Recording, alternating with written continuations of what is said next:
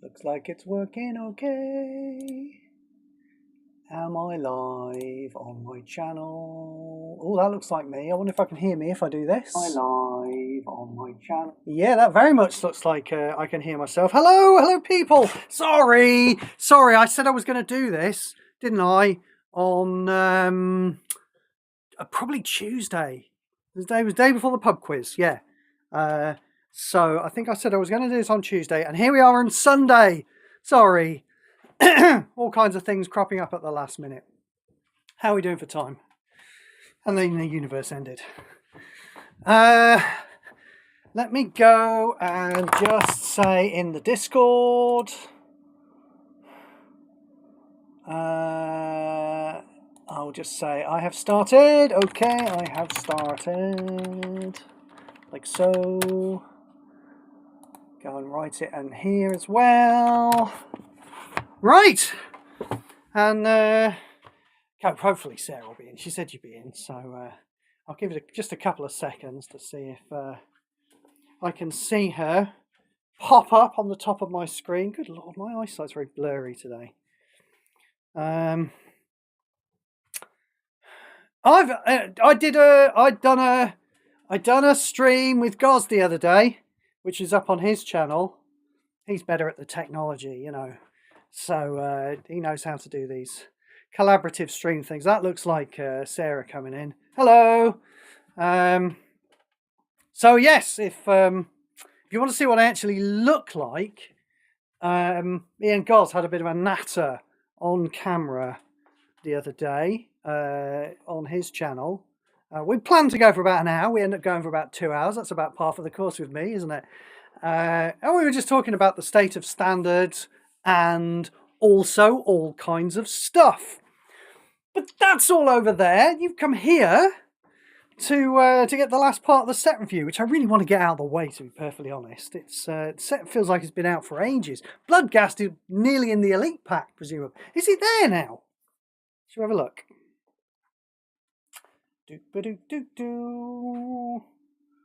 Rocketeer boost buggy. Remember that? That's where we got to.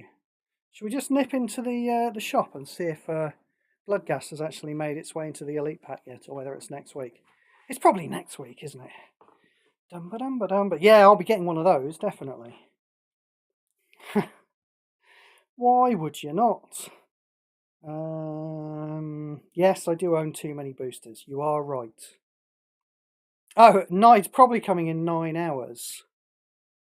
Yeah, I see no Bloodghast in this pack, so it must be in the next pack, and that will be coming if they remember to update the packs. And to be fair to them, they usually remember to update the pack for the very latest set after they've just released it. It's just after that they get really lazy about it. Right. Let's head back into the cards. Speedy. Card name, Rocketeer Thingy. And we'll crack on. It'd probably only take about an hour. Yeah, we've got 70 cards. Oh, did I get that wrong though? I thought I did about 60 and left myself about 60. I appear to have left myself a few more. It doesn't matter.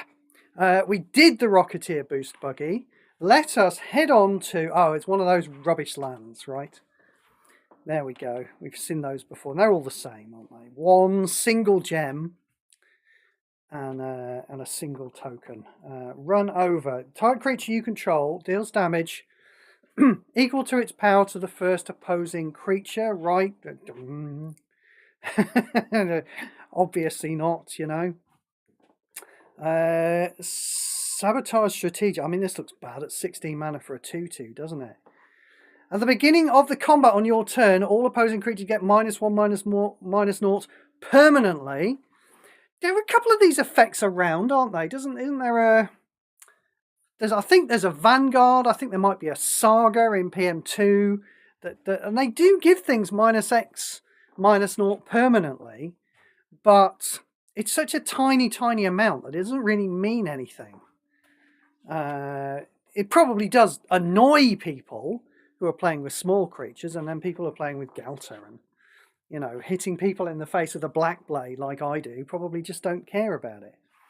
And this creature gets +3/+3. Well, we talked about that, haven't we? That's not good enough for an exhaust effect. Now, here we go. Here is an actual thing, an actual card. This is exclusive content, so I guess we've got to buy this one at the moment. This is Sabsunan Luxa Embodied. I've already come across somebody playing this, actually, so I guess they must have bought them. At the beginning of your turn, this creature gets +1/+1, then draw a card. You know, pretty crap. No mana in that. It's not a mana filler giver. When this creature would die, you may return it to your hand. If you do, this card gains 8 mana. I mean, that's not great, is it? It's kind of hard to kill. 8 mana is most of the cost of the card. Really, the interesting bits are up here in the icons. Yeah, it has prevent damage and it has reach. No, not trample. Trample is not a relevant thing that it has. So this is going to sit in play and block a lot of stuff.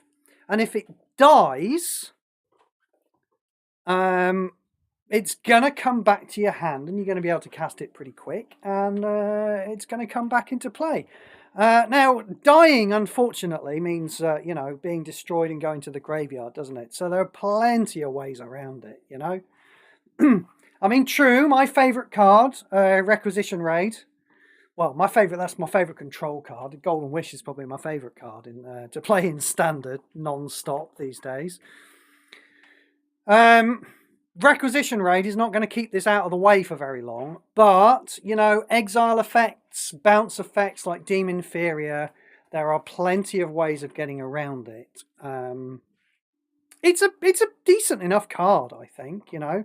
The fact that it's a great blocker, and it grabs you extra cards. Do we care about that, grabbing you extra cards with mana? I guess we care about it a tiny little bit. Card advantage is card advantage after all, even if it's low power, you know, and it is stapled to a card that does a thing. It's not as scary, is it, as Phyrexian Vindicator, you know, because Phyrexian Vindicator might cost, you know, getting on for twice as much mana, but, you know, we all worry, don't we, about a Phyrexian Vindicator coming down, and then our large creatures running into it, and all of a sudden we're taking loads of damage. So, you know, this stalls up the ground, and, well, I say the ground, it stalls up creatures because it stalls up the air as well. It's got reach. But it's not especially dangerous because it doesn't have a lot of damage coming in. It's a 6/6. It grows very slowly. But, you know, it's nice and cheap. I don't find myself playing with Vraska anymore. I feel more inclined to compare this card to Vraska. You know, Vraska was a good way, I thought, for a while anyway, when OTJ came out. It was a good way of kind of gumming up the ground.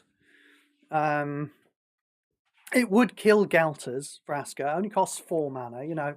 It would die, Vraska, to certain things, but it had that first strike and death touch, as well as the defensive ability, all for 4 mana. But I kind of stopped playing it because it kind of didn't kill enough of the things that I really cared about, you know. It would kill a Galter after it had done its thing. Rakdos would fly over the top of it. Dragonhawk would fly over the top of it. I mean, this will actually kill a Dragonhawk, won't it? So, yeah, this card is pretty good. This card is pretty good. I'm not going to call it a chase card because, you know, despite being pretty good, I'm trying to decide where I'd put it. Let's just say tier 2, shall we? I don't know, maybe not, actually. You know, tier 1's so overpowered these days that maybe this is a tier 3 card. But this is better than mid. This is a good card. I'm probably not going to find a place for it anywhere. It's a god. I notice it's not a frog. If it was a frog god, could it be a frog god, please? Because it looks like a frog. Then we could play it in that event where you've got to play lots of frogs. I mean, I probably wouldn't even play it there. I'd play that little 2-mana frog that draws a card. I probably wouldn't play it there, but maybe I would. But I'm not going to, because it is not a frog. It's okay. Yeah. You know, I mean, I shouldn't need to say, play some creature removal in your deck, should I, at this point? Salvation Engine. What the bloody hell is going on that card? I cannot make head nor tail of it. There seems to be some kind of mech suit there, driving just a load of polygons. I can't fucking tell. Is it a bike? Maybe that's a wheel at the front that's got a weird spiky thing coming off the bottom of it. I don't understand what's going on there at all. Oh, well, maybe if I look at this picture. No, that picture doesn't help either. I've got no fucking idea as well. There's obviously some kind of mechanical thing, but I don't know what kind of mechanical thing it is. 25 mana. Now, that's very expensive. Artifact, that means it'll drop off a Golden Wish, if we care.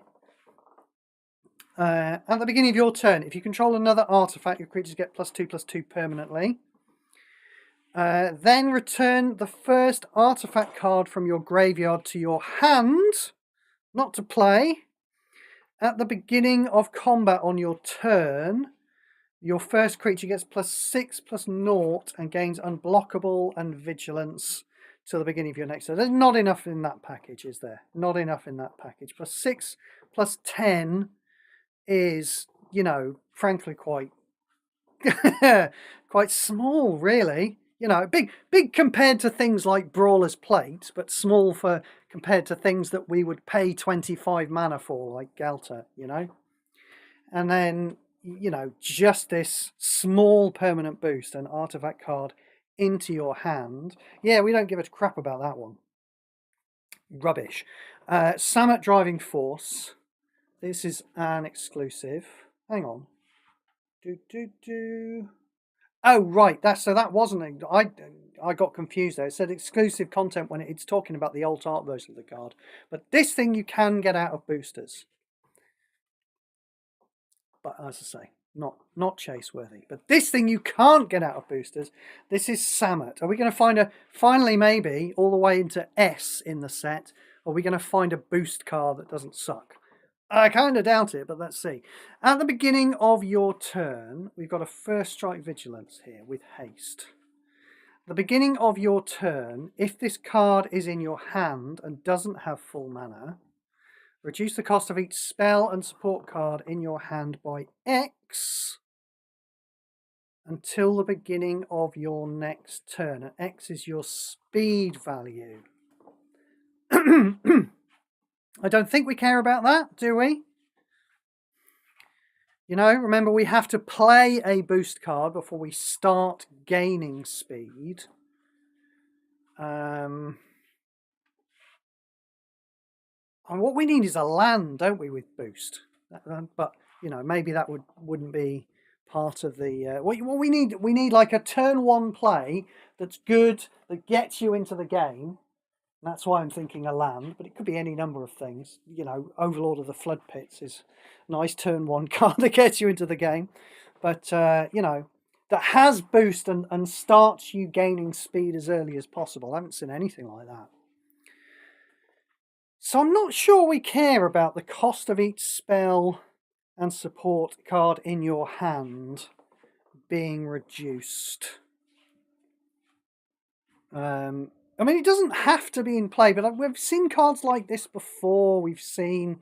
there was a 5-colour dragon, wasn't there, that used to make your dragons cheaper when it was in your hand.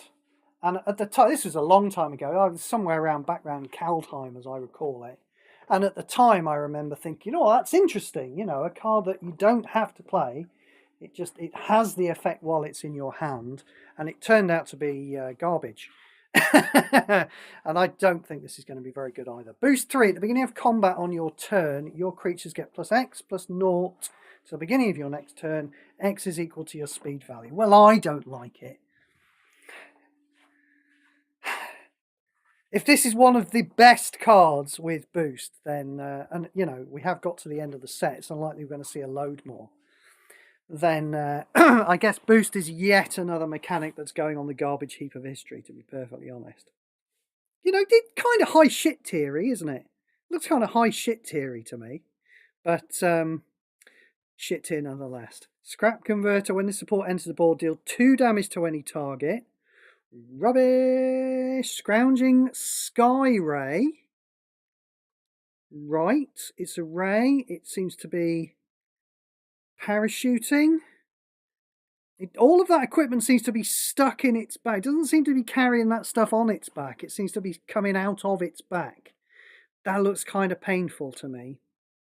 Anyway, what have we got? We've got Cycling 4 for a 1/2. When you discard a card, this creature gets +1/+1. Nope. Shepherd Archfiend. When this creature enters the battlefield, opposing creatures get -2/-2. And -1/-1 for each of his reinforcements. Right. We have a look at the mana cost to see if we can play it in Colours of Magic, you know. We might get... I can imagine myself at some point in my life caring about the fact that, you know, we can kill Thopters in Colours of Magic. But I haven't yet. We've had cards that can kill Thopters by doing this kind of effect. Creatures getting -1/-1 for each of their reinforcements. But we've had them. There is an 11 cost one, isn't it? I'm blanking on the name. I think it starts with a G. No. Gix? Something to do with Gix, maybe? But I'm blanking on the name. But no. It's rubbish. We move on. Silken Strength. Your first creature gets +1/+3 and gains reach. Wasn't this card in Origins? Didn't this card already exist in Origins and cost 9 mana? That's my theory. It's got flash there, whatever. Staggeringly low power. Mind you, I think it was like rare in Origins, so you know, just goes to show. I actually remember playing it in Origins. I remember, you know, back when the only cards I owned were, you know, Origins cards, and the only Planeswalker I had was Nissa. I remember playing this card that gave things +1/+3 and reach. This will have been before I ever got my hands on Gaia's Revenge. I can't even really think about... I remember playing, you know, Dwynen, who was a kind of a reach creature. I remember playing Sky Snare Spider, who was a reach creature in Origins. I'm trying to think why I would have played reach. Do you know, it was probably Sylvan Messenger I was playing it with. Anyway, shall we move on? That's enough reminiscing about me, about what the game used to be like in 2016. This is Seat of Armor, Masked Ranger. We've seen her, haven't we? She's on some boosters, or certainly some promotional material. 2/3 for 14 is looking bad at rare. Exhaust. All your creatures get +X/+X.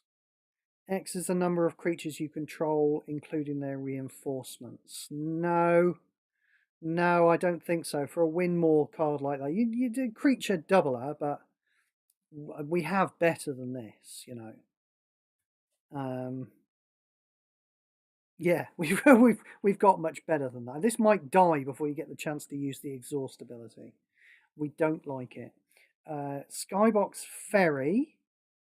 This is another one of those ones with 1 shield. And there doesn't seem to be any reason for it having 1 shield. You can look at, you know, say Leyline Axe, you can look at that, can't you, and think to yourself, I kind of see what they're doing giving that 1 shield. I wish it didn't have 1 shield. It makes it worse because it's got 1 shield. But, you know, I see people playing Leyline Axe. And why not? It becomes free. It's quite a good mechanic on that card. But this, why has this got 1 shield? For no reason. It's garbage. We move on. Sky Crash. Cycling 3, destroy an opposing artifact. Support. Yeah, you know, again, back in maybe 2016, I might have looked at this card and gone, oh, that's interesting. You know, obviously comparisons with Demolish, which kills any support. But this is cycling, you know, and you know, a brand new Magic player coming to the game might look at this card and think, oh, this is, you know, this is what cycling should be used for. Yeah, It's a situational card that you might not want in your hand. And if you don't want it in your hand, you throw it away and you get something new.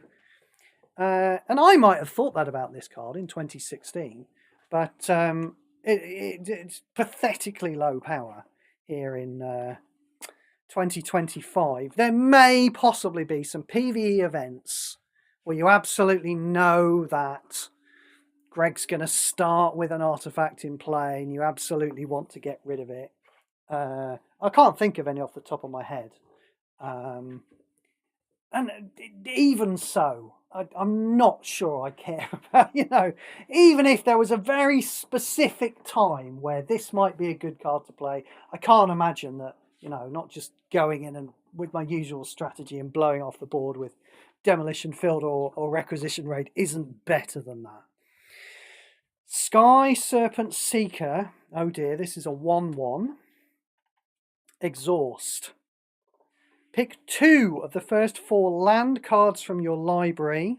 Fetch those cards, destroy the others. Do not put them into play, though. Then this creature gets +2/+2. Oh, that's just terrible, isn't it? They've given it Death Touch, which of course will have been relevant in paper, but is irrelevant here without any kind of creature interactive ability. That is a garbage card. Yeah, another one of these exhaust. Creature gets +2/+2. I mean, I get it. They need to put it on commons, exhaust. They can't all say you can have a card full of mana. But for exhaust, for God's sake, for exhaust, give it +5/+5. New players will still be like, oh, I don't know, should I get rid of this card? Should I not? It's a whole card. New players, they haven't got the hang of drawing tons and tons of cards every turn yet, But 9 mana for a 3/5, that's a card. So yeah, give exhaust +5/+5 or +7/+7. Live a little.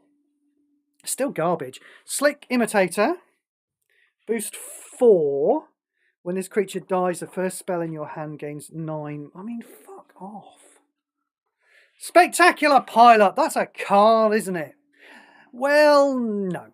I mean, it's, it looks like a card. Here we go. All creatures lose shield counter. Destroy all creatures and vehicle supports. Yeah. But, yeah. I mean, we're even past Wrath of Gods now.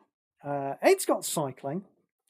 But we are past Wrath of Gods now. Now we've got Chaos Warp and Requisition Raid, and Goz likes playing with Urgent Necropsy, and he was mentioning Blasphemous Edict. People play with those cards, but they're Chaos Warp and Requisition Raid are the top ones, aren't they?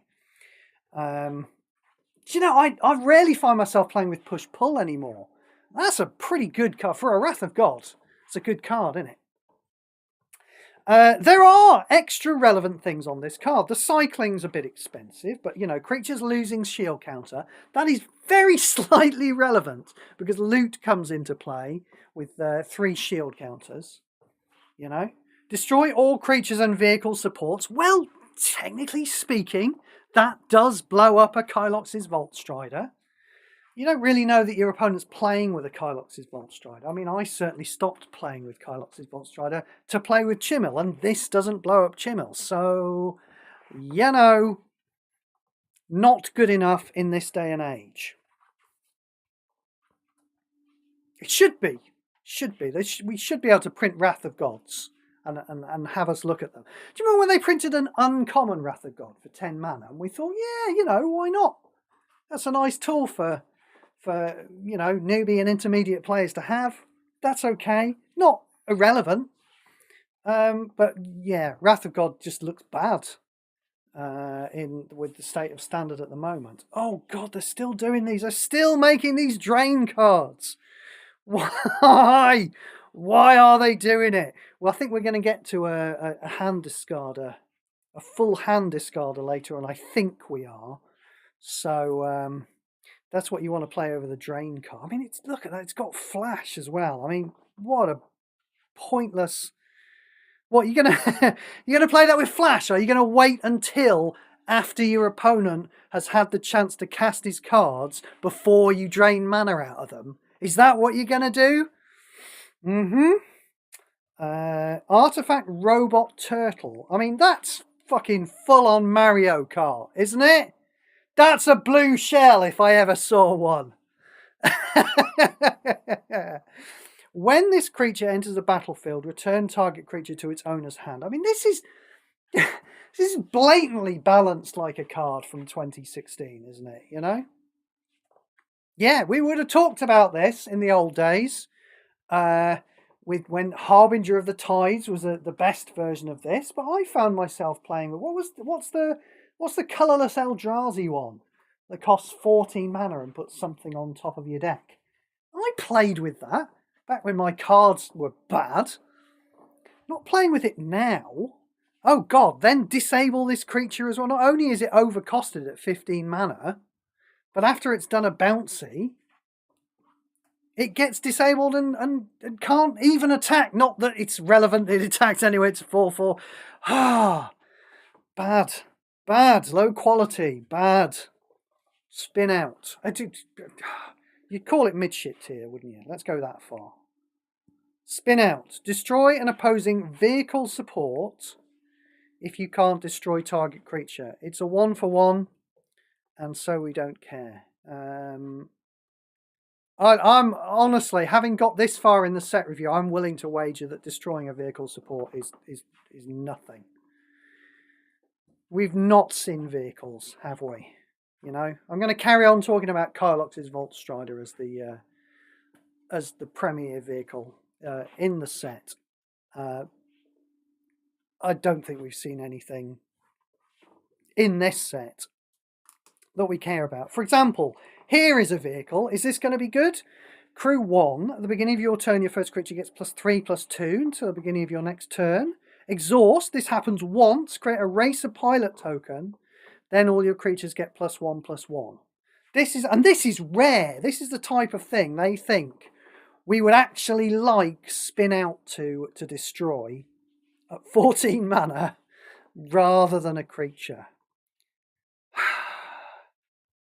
So, yeah, the whole vehicle thing. I mean, honestly, not just the vehicle theme of the set. The vehicle theme of the set has been bad, but the whole artifact theme of the set's been pretty bad as well, hasn't it? There's a lot of cards, you know, counting the number of artifacts that you have.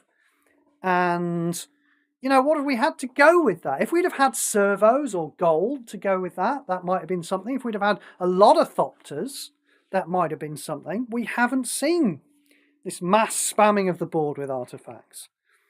Bad design. Goz really thinks that Webcore are good at designing cards. We talked about this in our stream the other day. He really thinks they're good at designing cards. I'm prepared to say they're marginally better than Octagon. That's as far as I would go. Here we go. Here's another 1 shield support.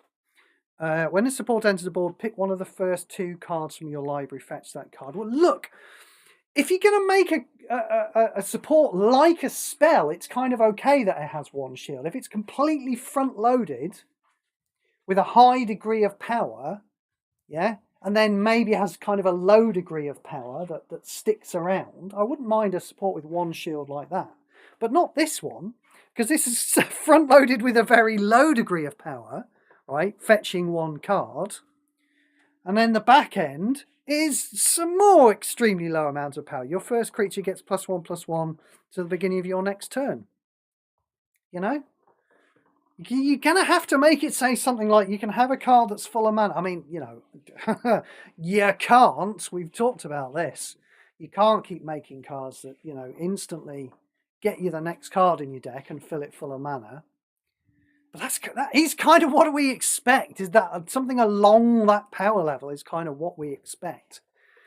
But, you know, I don't know. Think of a spell type that's good. Like I want to say, you know, a one-sided sweep. Maybe a Wrath of God. Maybe you could do like that with a Wrath of God. You can make a support, yeah, that has 1 shield. There's a Wrath of God when it comes in play. A really nice, powerful effect. Oh, and then when the support blows up, because it's got 1 shield. Maybe then it could get some, maybe it could do the other side of your push-pull. I don't know. Anyway, my point is that this card is bad and Webcore are bad. Stall out. Cycling 6, target creature gets stun counter 2.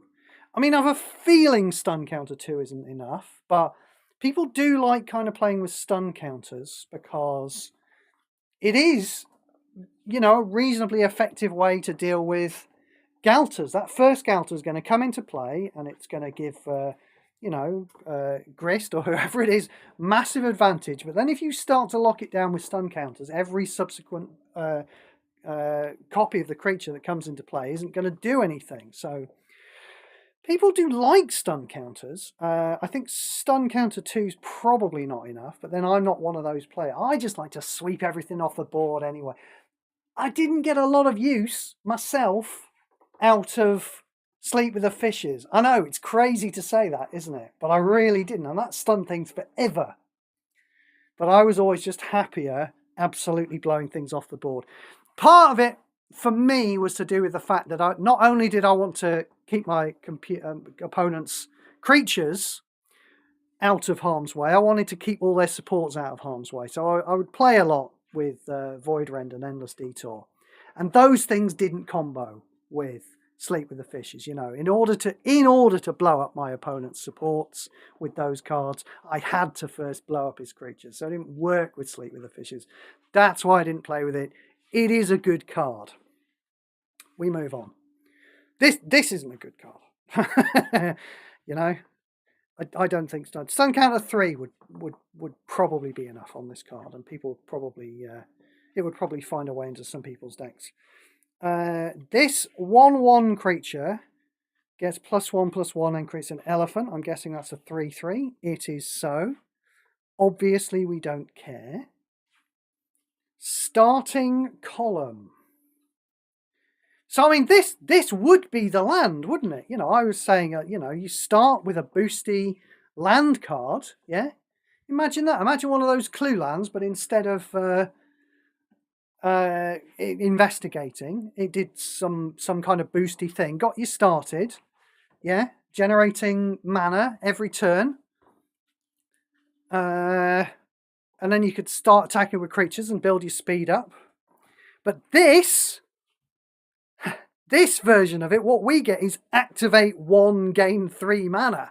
That's what we get off a 1 shield support. Obviously garbage. Stock up. I don't think I like this set. Pick up the first 4 cards. Pick 2 of the first. Don't pick up the first cards in your library. Pick 2 of the first 4 cards in your library. Fetch those cards, put the others on the bottom of your library. Too expensive at 6 mana, isn't it? Streaking Oil Gorger. Boost 3 at the beginning of your turn. This creature gains lifelink until the beginning of your next turn. It doesn't even just get it. Do you know what I mean? Like, this is a 3/3 lifelinker with haste. Some people might like to play that in Colours of Magic. It costs 11. I don't think it's good enough. Some people might like to. I see people playing with War Oracle, for God's sake, in Colours of Magic. But this doesn't have lifelink. Even when you've got the boost, doesn't have lifelink until it's been in play for a turn. Well, it's had tons of chance to die by then. Not good enough. We move on. Sunbillow Verge is another one of those lands that we've seen. There is Loot. Little Loot there. He's on his way to Amonkhet. Swiftwing Assailant. Boost 4 at the beginning of combat on your turn. This creature gets +0/+1 permanently. And Vigilance. +0/+1 permanently.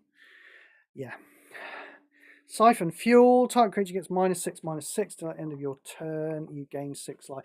I mean, let that one be permanent. Obviously, I would never play with it, but let it be permanent. -6/-6 permanently. Temet. Thank God we got to a card that's good. Is it too good, Steve? Are you going to say it's too good? I don't know. My radar kind of goes off a bit on this one, that it might be too good.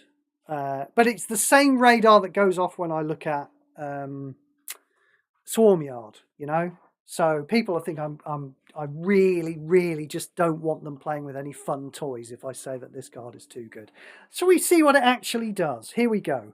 It's a 4/4 zombie wizard for 12. It has vigilance. That will become relevant. When your first creature attacks, draw a card, then gain 7 mana. So he's not going to do that until, because he's going to come into play with Summoning Sickness.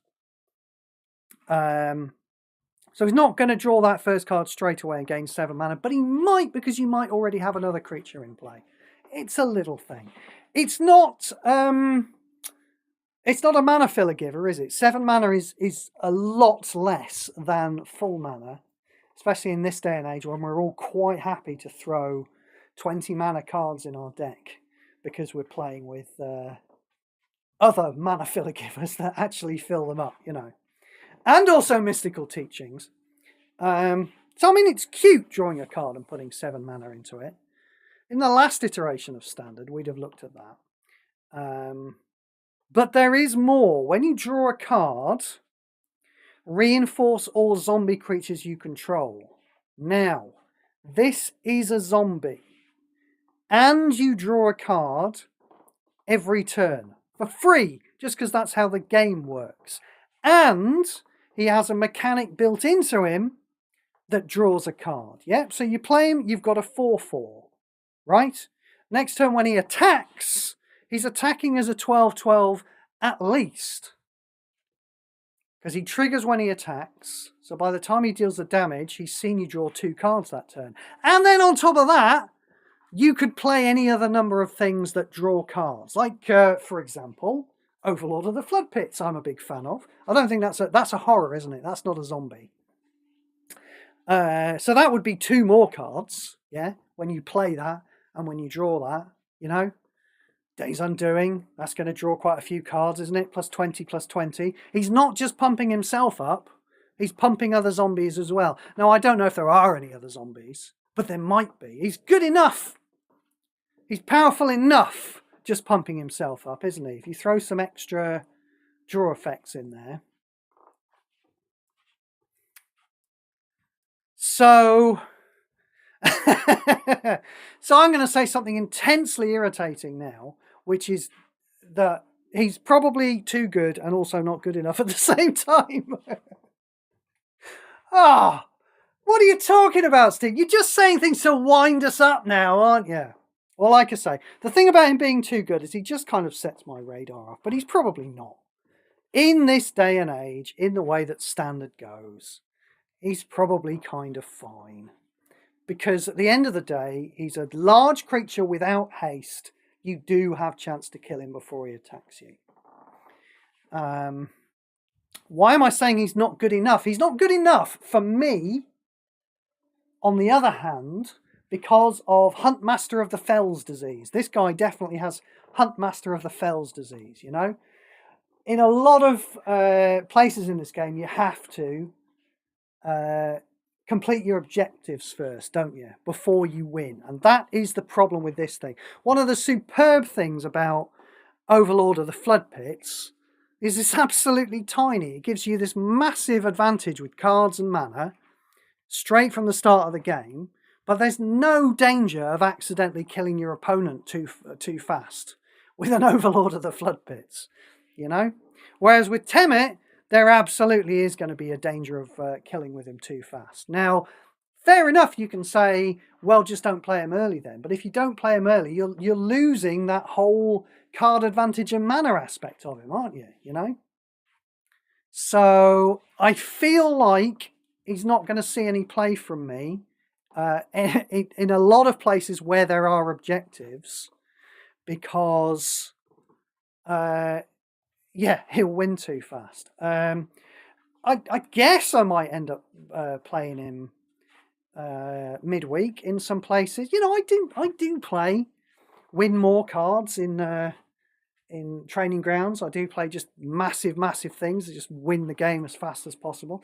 I talked about this before. I know Dollmaker's shop is probably my favourite thing for winning more in something like Training Grounds.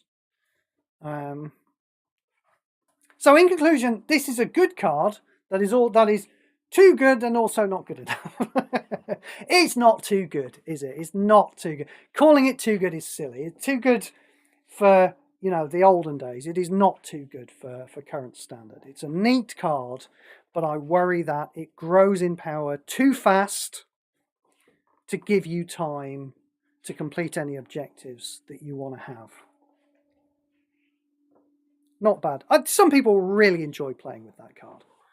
Territorial Aetherdrift. Now, we've had this, haven't we, in the spoiler season, and it is possible, I can't quite remember, we'll go through the stats in a second. Maybe this will be the boost card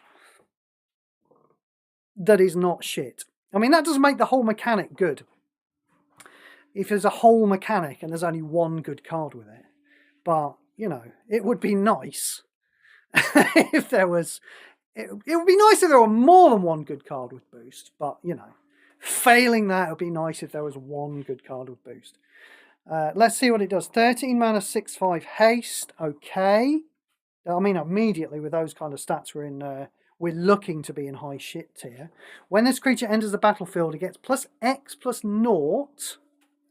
X is the number of creatures and creature reinforcements you control up to 25. Okay, so that's your basic doubler. Yeah, your basic doubler for, you know, small tokens. Oh, now I remember this one actually. Didn't Nalthazar get hold of this card? Yeah, wasn't it Nalthazar who spoiled this? Because I think pretty sure I remember him saying, you know, that you know, you want to be playing this with small reinforcements, because if you play it with big reinforcements, you just win the game anyway. And yeah, I really feel like he's very close to a breakthrough here. You know, you're talking about a win more card. That's what this is. You know, like, yes, this can double up the power that I'm getting out of a Elspeth.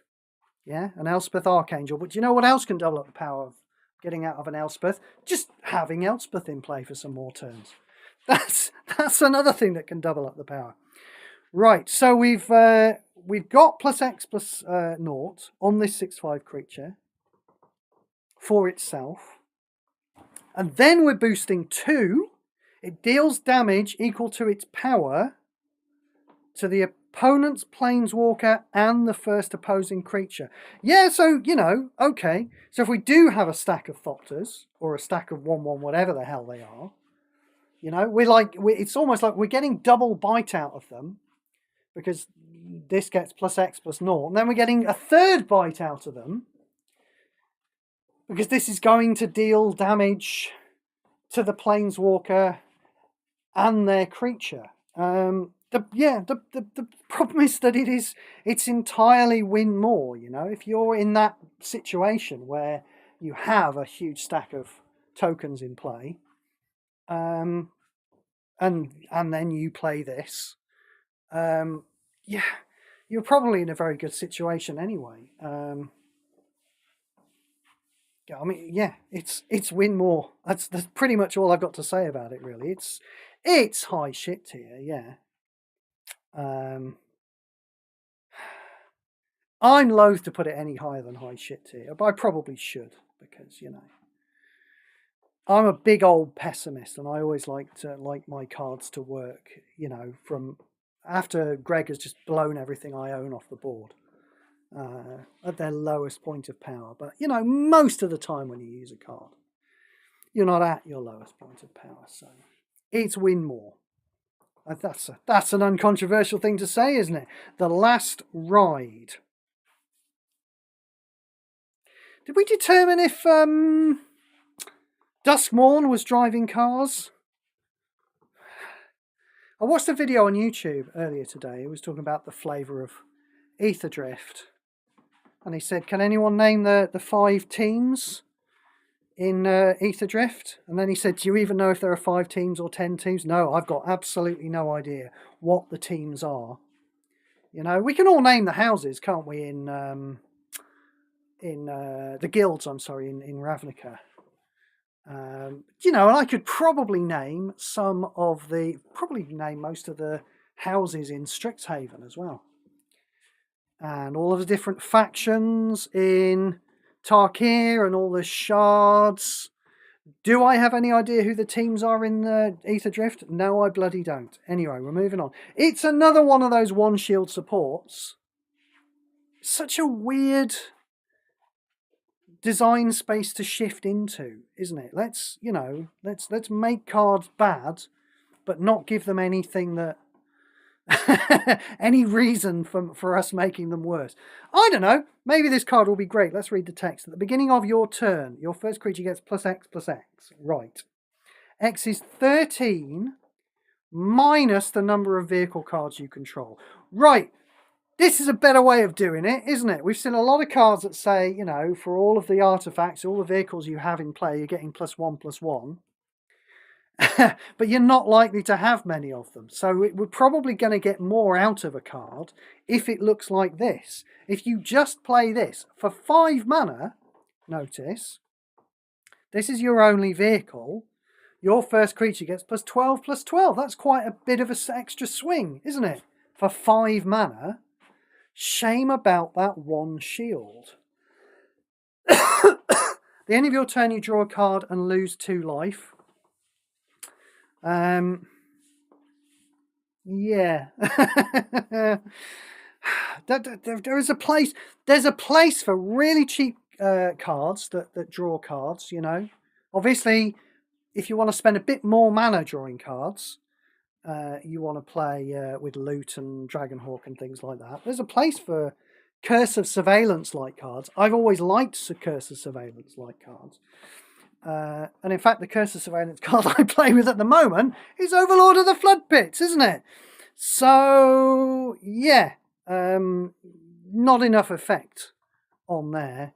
+12/+12. Maybe some people like having this unreliable thing that might blow up and will give things +12/+12. And a couple more cards. And I've never minded, you know, lose 2 life a turn to do something. We've got so much life in this game. There should be a lot more cards that use that life as a resource, I think. But yeah, the overall package, I could not care less. High shit here. Speed Demon. Boost 1 this time. It hasn't got haste, but it's got boost 1, so it's going to get to that fairly fast. 15 mana, 8/6. Again, those are kind of high shit tier stats, aren't they? When this creature attacks, draw a card. If you can't, that presumably means if you have 6 cards in your hand, this creature gets +3/+0.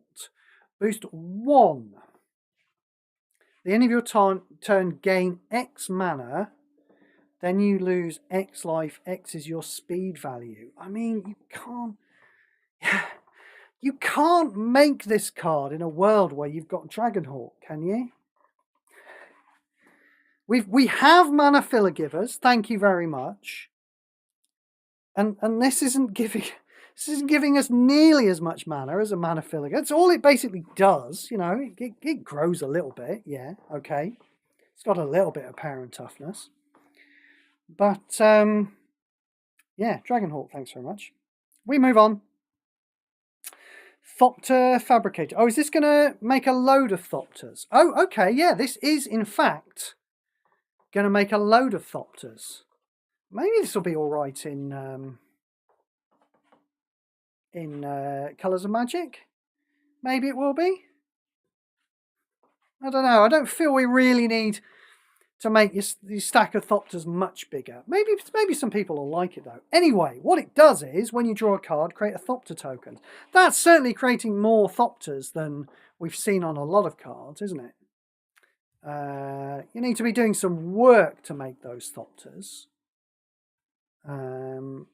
Overall, though, the overall power level of this card is low.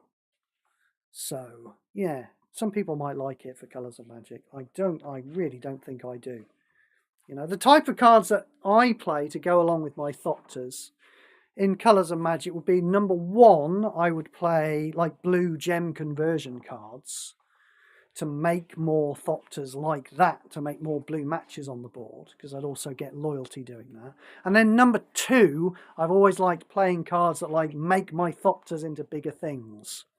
I want to say Majestic Transformation. Is that the name of a card? There've been a few over the last couple of years, 3 or 4 years maybe. There've been a few cards that give that you pointed at a stack of 1/1s and they all become, their base power and toughness becomes like 4/4 or 5/3 or something like that. And those are the types of cards that I tend to play with to go along with my Thopters in the top node of Colours of Magic. So I don't think it will be this one. So, well, I'm almost positive it won't be this one. Low power overall. Don't like it. Thunderhead Gunner. This is a shark. Shark Pirate. It's kind of full of shark pirates, isn't it? We didn't really see any shark pirates before, have we? I don't remember ever seeing shark pirates in Ixalan, which is where most of the pirates come from. So maybe we just haven't ever heard about them before, or maybe they are new. Activate 2, discard a card, draw a card. 11 for Colours of Magic, 4/5 reach. Yeah, it's poo, isn't it? I mean, it's got quite a large body, considering how terribly, terribly, terribly small everything. I mean, this is how pathetic Colours of Magic is. You know, is that I'm sitting here calling a 4/5 reach creature a quite a large body. You probably thought I'd gone insane, but no, I'm talking about Colours of Magic, and you know, compared to a lot of things in that format, that's on the high side. That's above average, but it's yeah, it's not good enough. Thundering Broodwagon. We've got cycling. When this support enters the board, destroy target opposing creature that costs 12 or less. Yeah, considering 1/1s aren't good enough. You can't put an extra restriction on it like that, making it only kill small things. At the beginning of combat on your turn, your first creature gains Menace and Outcast. I mean, that's nothing. Jesus, what? Outcast? What? So your first creature, which is on the board, gains Outcast, which says whenever it's not on the board, it gets exiled. So that's like literally nothing. It gives it Cyclopean Mummy disease, where if it dies, it vanishes into exile, but it has no effect on it while. I mean, come on, this is ChatGPT, isn't it? This is a ChatGPT card. Own up to it, Wedcore. There's lots of random stuff on this card. Crew 2, cycling 4, destroy creature, cost 12 or extra detail. It's a ChatGPT card. Again, you know, try it. Try making some good cards that are supports, that are front loaded with power when they come into play, and then have an ongoing effect. I mean, this one hasn't even got 1 shield. This one has got 2 shields, but it's that type of support that I was talking about earlier. We move on. Thunderous Velocipede. This is a mythic vehicle. Is this going to be a good one?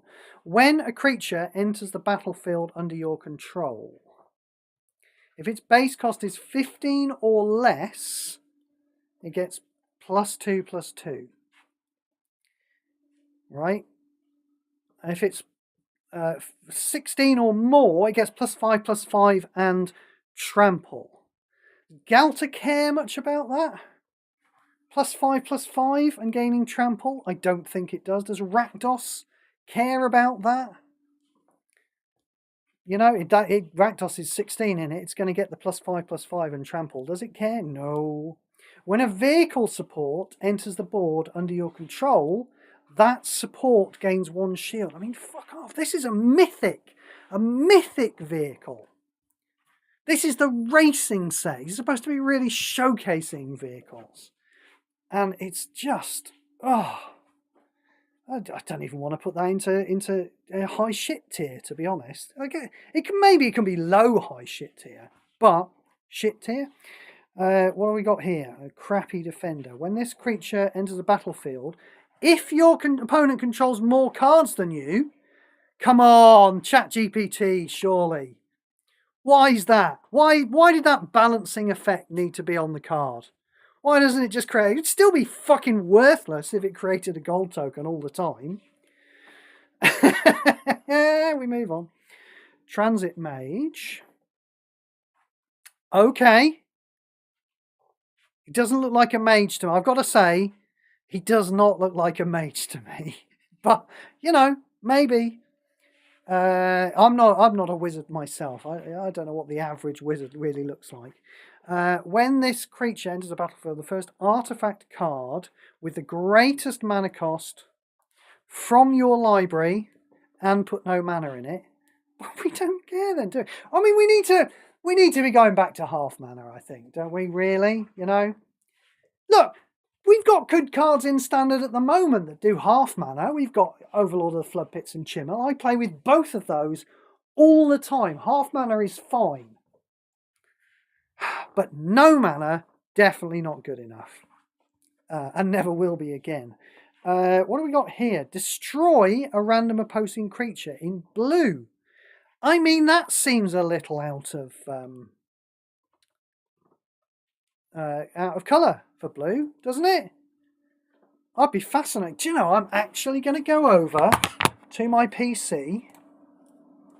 I'm going to type trip up MTG Aetherdrift, and I'm going to see what the paper version does, just to see if it destroys a... Maybe it does. I mean, maybe target non-land permanent owner puts it on their choice at the top or the bottom of your library. Yeah. So there's a card that's in flavour for blue, but Webcore couldn't be asked to do that extra little bit of programming. Yeah? Or, you know, or even just use an existing blue effect that's in the game, like bounce or something. So they just made it destroy something, and they've broken the colour pie, and they don't really care. And, you know, who else does? Because colour pie doesn't really mean a whole lot in this game anyway, does it? Just give everything good to blue. Fuck it, why not? It's bad. Anyway, it's bad. 1-for-1s, don't care. Tune up. Return the first artifact card from your graveyard to your hand. That card gains 13 mana. Right, it costs 13 mana. Right, I highly doubt that's good enough. Maybe the Johnnies can think of something with that. I kind of doubt it. Unswerving Sloth. Is it a sloth or a sloth? I just said sloth, so apparently that's what I think it is. At the beginning of the combat on your turn, if it's saddled, it gets prevent damage. I mean, you could just give it fucking prevent damage. It hasn't got a blocking ability, and we've just had a creature that has got a blocking ability and has prevent damage. It can have prevent damage all the time. I allow it. We move on. Valor's Flagship. Cycling 14. That's too many, isn't it? At the beginning of combat on your turn, your first creature gets +7/+7 and lifelink. Right. I mean, that's quite a lot of life, isn't it? Your first creature will have some power itself and is getting 7 more, and it's gaining lifelink. But it's not enough, really. When you cycle this card, create X Racer Pilot tokens. X is the number of white gems. Yeah, I mean, that's not good enough by any stretch of the imagination, is it? I don't know why it's so expensive to cycle. Oh, presumably it's so expensive to cycle because, like, it's expensive to make a lot of tokens in paper. And, you know, they've slavishly copied the worst aspects of the paper card without making it a good card in Magic Puzzle Quest. Yeah, that's bad. Can you see anything good about this card? I'm really hunting for something good about that card. There isn't, is there? Velo Heart Bike. Would that be the number of white gems? Is this... I mean, I guess you put this in high shit tier just because you can play it and get the big lifelink +7/+7. Yeah, I guess it deserves to be in high shit tier. Maybe even mid-high shit tier, but shit tier. Velo Heart Bike. When this support enters the board, you gain 5 life, activate 2, gain 3 mana. Bollocks. Venom Sack Lagak. Right, Venom Sack Lagak. Yeah, okay. We've got, what have we got? We've got Death Touch that doesn't do anything because it has no blocking ability. It gets some extra toughness, which is like the worst and most useless thing to happen to things in the game. Again, you can see what the paper version's like, can't you? You know?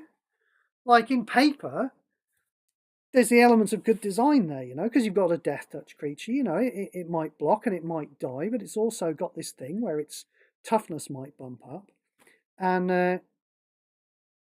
they've translated it over and kind of kept it the same, but, you know, all of the differences in the games make it just the worst piece of shit there is now. Veteran Beast Rider. Activate 2. They're into these low activate numbers these days, aren't they? I wish they would. I wish they wouldn't do that. Do you think when they made Demolition Field, we all said, wow, I mean, that's ridiculous. Do you think that scared them off putting lots of activate gems on the board? I mean, really, realistically, the thing with activate gems is to just not do them, I'm afraid. We can have activated abilities. You don't have to have them on activate gems. Vanguards have got proper activated abilities. Cloak creatures have got proper activated abilities. Even Exhaust is a proper kind of activated effect that is entirely under your control when you activate it, mostly. So yeah, you know, even if you put activate 10 on a card, it does not make it good design. I mean, I don't know how many people, hands up, out there have played Desolate Mire and Demolition Field at the same time, and you have a board absolutely full of activate gems, and you have to keep clicking on them all over the place to see. You can't process the board with your mind to see what the best move is because you don't know which activate gem is associated with which ability on which permanent. So, you know, really activate, even though activate is better when it has a higher number of gems on it, really, it's just a terrible, terrible aspect of this game that should kind of be deprecated, really.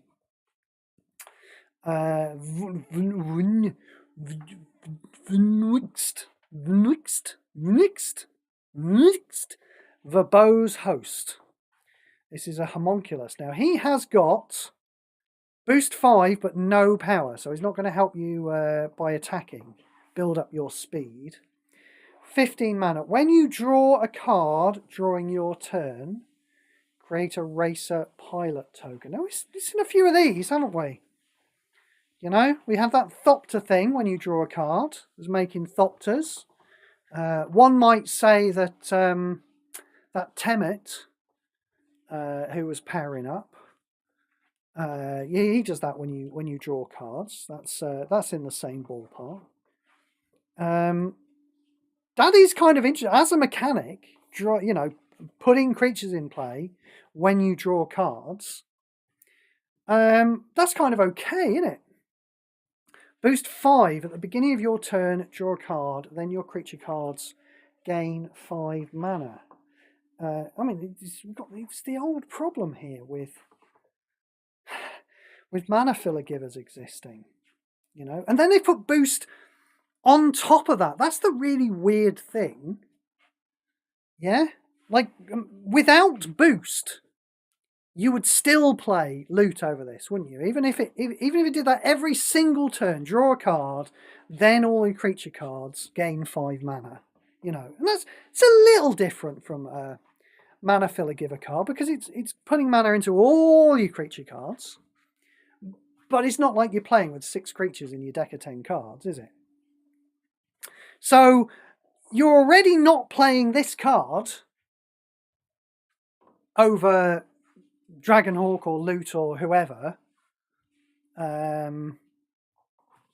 Who's the Cruel Claw?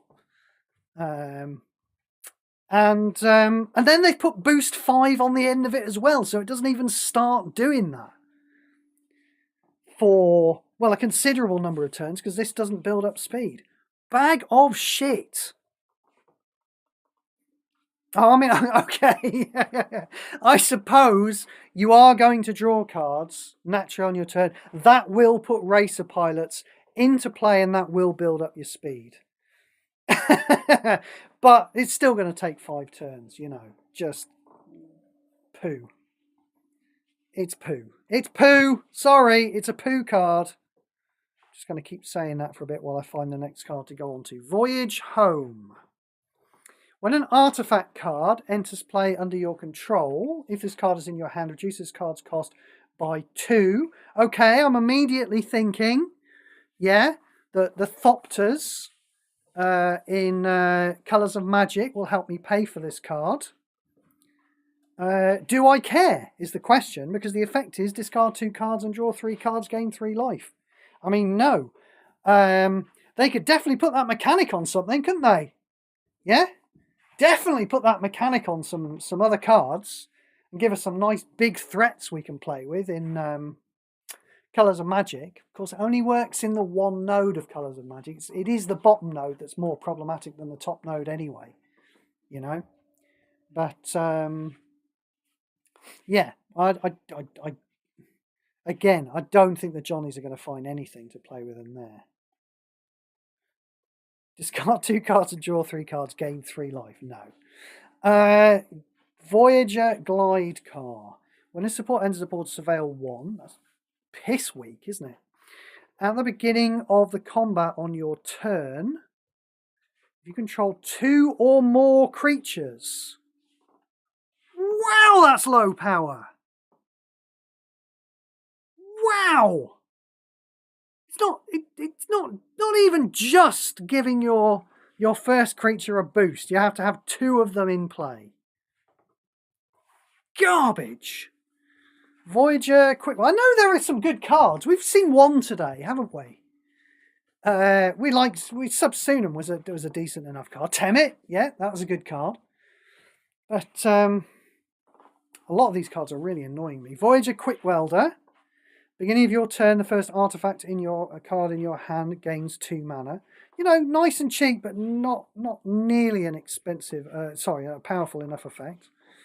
I'm into creatures that gain mana at the moment, like Inti, like Overlord of the Flood Pits. Like there's a loot as well that I was looking to play, funnily enough, in the Pauper node, one of the Pauper nodes in Survivors of the 4 Tribes today. There's a loot that I believe it costs 5, and every turn it gives you 5 mana.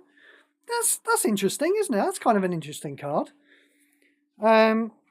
So creatures you do that with, you throw them into play nice and early, and they start to build up resources in the game, in the way that we used to play conversion lands before they ruined all of them by making them all shit and by printing desert.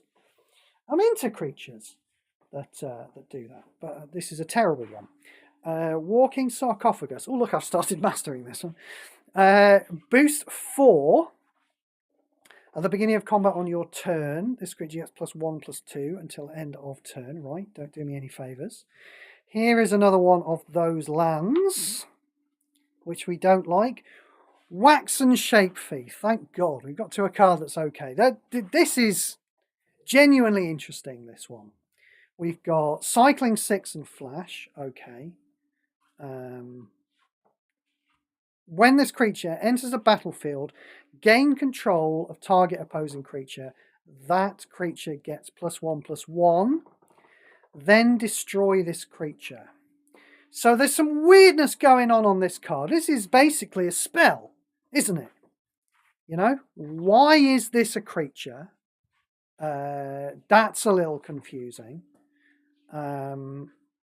So how is this going to, how is this going to work if you've got 3 creatures in play? Like if I've got 2 creatures in play and I play this to fill up my 3rd slot, am I even going to be able to gain control of target opposing creature? A lot of creature stealing spells and effects will say on it, if you have less than X creatures, then you're allowed to gain control of something.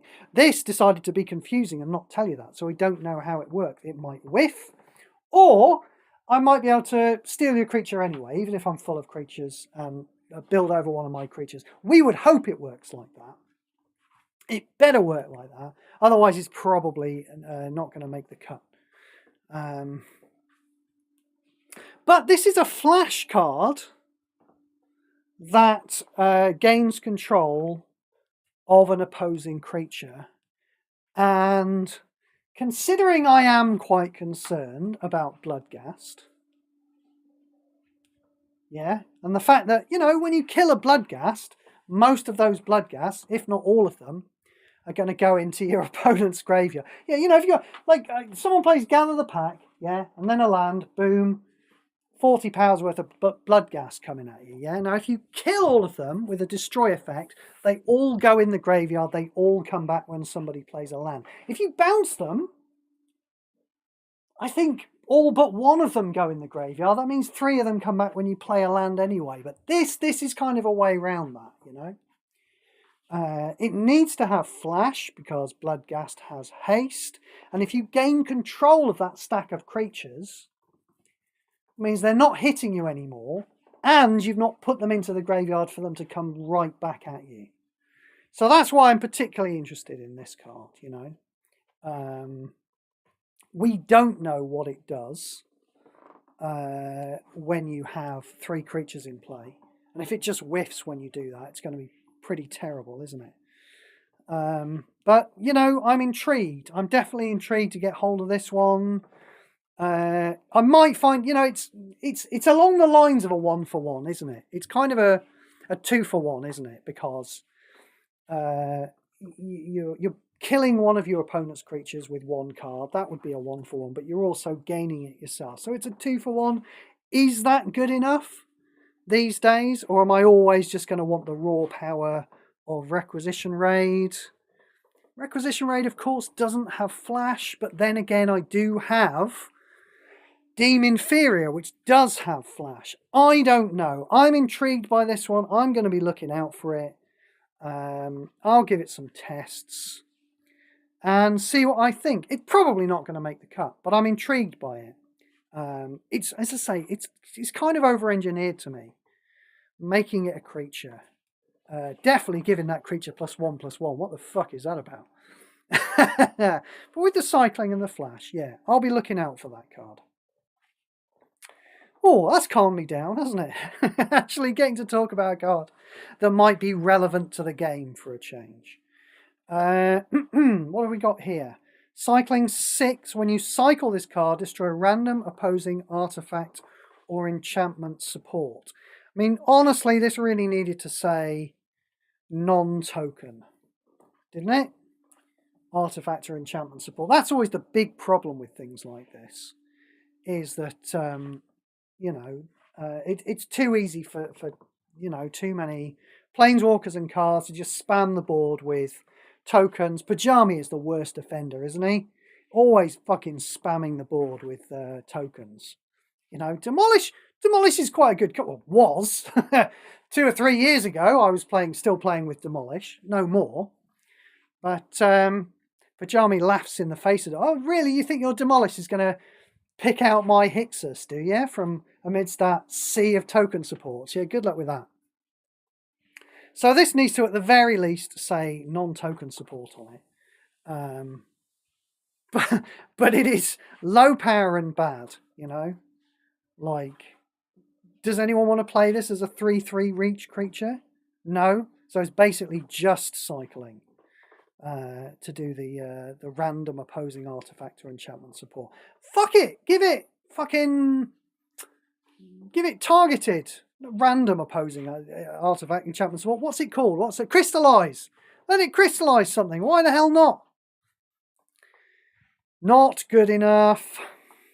Here's another one of those lands that's going to make me annoyed, so I'm going to skip over it. Here's another one of those lands that's not going to make me quite as annoyed, so I'm going to skip over it a little slower. And here we go. Here's a card. Am I going to like this card? I kind of think not. Let's go through it. So we've got an 8 mana blue spell. Each player discards their hand and draws X cards.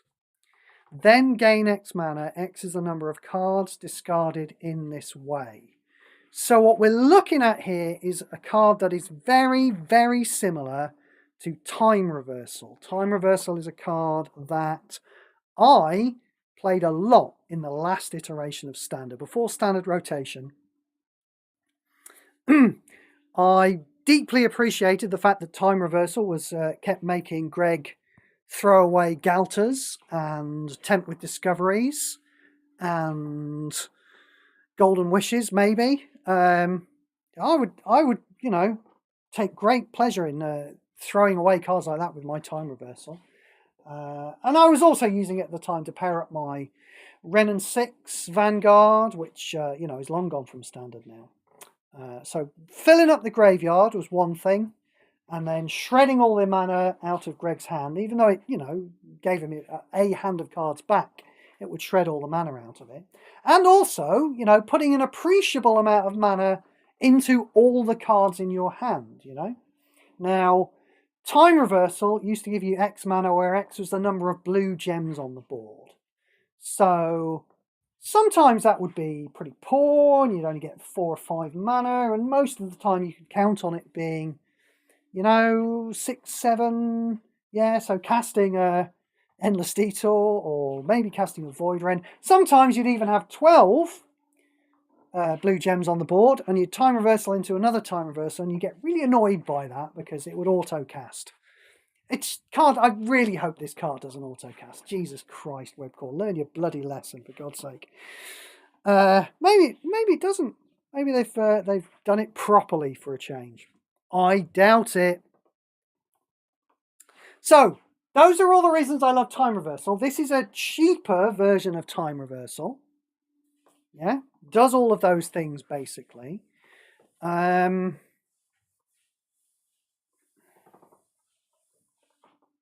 I feel like... See, my brain always goes to that place where I'm thinking, well, what's the worst case scenario? You know, obviously the worst case scenario of using this card is Greg has just dropped his hand, so he's got no cards in his hand, and he's also attacked my hand as well with, you know, some kind of discarding thing, infinite obliteration, or that new infinite obliteration creature. I don't know. So neither of us have many cards in our hand, so I'm not gaining very much mana. Then again, you know, since I've already said, you know, one of the principal uses of a card like this is to shred a card out of Greg's hand that he's been paying for. Is that really a concern anyway? I don't know. In conclusion, I kind of have no idea if this card is better than Time Reversal. My instinct is telling me it's a little bit worse than Time Reversal. But then it, you know, the effect is a little bit worse than Time Reversal, but then it does cost 4 less mana. You know, Time Reversal costs 12. But of course, the big thing is I'm just not playing Time Reversal anymore, you know. Like back when a lot of my cards in, as I say, pre-rotation, pre-standard rotation, a lot of my cards were costing less than 10 mana, and I was quite happy to play a Time Reversal and cast a lot of these cards straight away out of my hand. Whereas, you know, in this day and age, quite a lot of the cards in my deck are quite expensive. I have got Swarmyard and Mystical Teachings under 10 mana, but I've also got Golden Wish and Chimil and Nicol Bolas. I've got some very expensive cards in my hand. So I find myself rarely playing with Time Reversal now. And so I fear that Windfall will suffer the same fate. If I'm not playing with Time Reversal, I don't see why I would play with Windfall. I will be looking out for it. Not a bad card. I'm not going to be chasing it. Not a bad card, though. What have we got here? Winter, Curse Rider. We're nearly at the end, thank God. This is another one of those Ghost Rider faction guys. This is a 3/2 Ward, pay 6 life. Does Greg pay life on Ward? I've got no idea. Who knows? I think he pays Ward costs sometimes, doesn't he? I can't remember. When this creature enters the battlefield, a random non-token support you control gains 3 shield. Right? I feel like that's nothing. Shout out if you can think of a reason why it's not nothing, but I feel like that's nothing. When an artifact support you control is destroyed or loses a reinforcement, your opponent loses 3 life. Right? That's basically nothing. We've got a lot of nothing, haven't we? We've spent 13 mana on this 3/2. We've got a lot of nothing, and there's going to be some exhaust. Right. Exile all cards from all graveyards. Then all opposing creatures get -X/-X. X is the number of artifact cards in play and in exile. Right. There's no way in hell I'm playing this over Requisition Raid and Chaos Warp and Urgent Necropsy and even Blasphemous Edict, really. It's terrible. This is not the kind of card you want to have an exhaust on. It's terrible. Don't like it. Wreck Remover. When this creature enters the battlefield or attacks, discard a card, then you gain 3 life. Right. No, obviously I can't think of any reason we'd like that card in the slightest. Wreckage Wickerfolk. When this creature enters the battlefield, surveil 2. I mean, when it attacks, at the very least, come on. Absolute nothing. Wretched Doll. Right, this is an artifact toy. Come on, these creatures, they must be from Duskmourn, mustn't they? This has got such Duskmourn vibes around it. Activate 2, surveil 2. Nope. And this is the last one. Come on, it's a rare. Maybe this is going to be something. Well, it's got boost. It's almost certainly not going to be something. Zombie Cat Warrior. When a non-token creature... Oh, did I mention on Temet? God, this is irritating, isn't it? Everyone's like, just shut up and get on with what you were doing. Did I even mention on Temet that it doesn't just... Oh, where's it gone? I thought it was called Temet. I've gone blind. Temet, it is called Temet. There it is. Did I mention, yes, this is reinforcing all of your zombies. I don't know if I really hammered that point home, really. Is that it would be good enough if it was just pumping up itself for every card you drew. But it's reinforcing all your zombie creatures. So there is, the possibility that there is a second or even a third zombie out there that would make your deck even sillier. And I just thought of that because this is a zombie. I doubt this is going to be the zombie you're going to want to play it with. But you never know. When a non-token creature you control dies surveil 1. They're really punting surveil in this set, aren't they? We've had this. When a non-token creature you control dies surveil 1. We've had this activate 2, surveil 2. When this creature enters the battlefield, surveil 2. Just a load of absolute fucking nonsense with surveil, Surveil was great. I know it's low power now. No one's going to get excited about Notion Rain and Discover now. And Concoct, Connive, yeah. But that's a neat guy. I still play with this card to this day. Because I like, fucking with the top of my deck before I draw a card. But I feel like they've really punted Surveil in recent sets.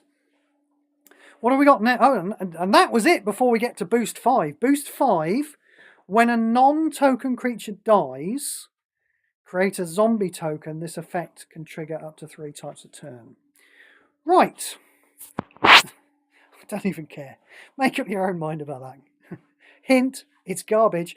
Oh! I mean, there have been some things There are always a lot of bad cards. I'm sure I always get to this point in the set review, don't I? And I always say, well, this is another absolute stinker of a set. I probably said exactly the same thing about... in fact, I'm pretty sure I remember saying exactly the same thing about Streets of New Capenna, which I was on record the other day saying is probably my favourite set. But I'm pretty sure when I actually went through the set, all I pulled out was Endless Detour and Void Rend. So, but I mean, there are definitely one or two cards in this set, aren't there? Are there? Am I going to be chasing anything? Oh yeah, of course, I've forgotten all the stuff at the beginning. It's been so long. I mean, I'm not chasing anything from today. The powerful cards from today are things like Windfall, Temet.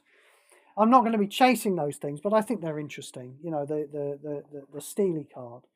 But Gear Hulk, yeah, you know, obviously you won't be able to get that from an Elite pack for a few months yet. But when you can, I would probably advise you chase that bad boy. You know, and Bloodghast, honestly, I'm going straight for. I think Bloodghast is going to be a top card in Gristex. Again, you know, it's going to be out of your control how fast it wins. So there's going to be a lot of, just like Temet, in fact, there's going to be a lot of objectives that you won't want to play Bloodghast around. But I'm going to grab it. I might not end up playing with it, Bloodghast, but I'm going to grab it. And that was the set. Did we like it? Did we not like it? I'm supposed to say leave your opinions in the comments section, aren't I, when I get to this point? In fact, I think I'm supposed to say that like 5 times a minute, aren't I, as a YouTuber? Isn't that how often I'm supposed to say that type of thing?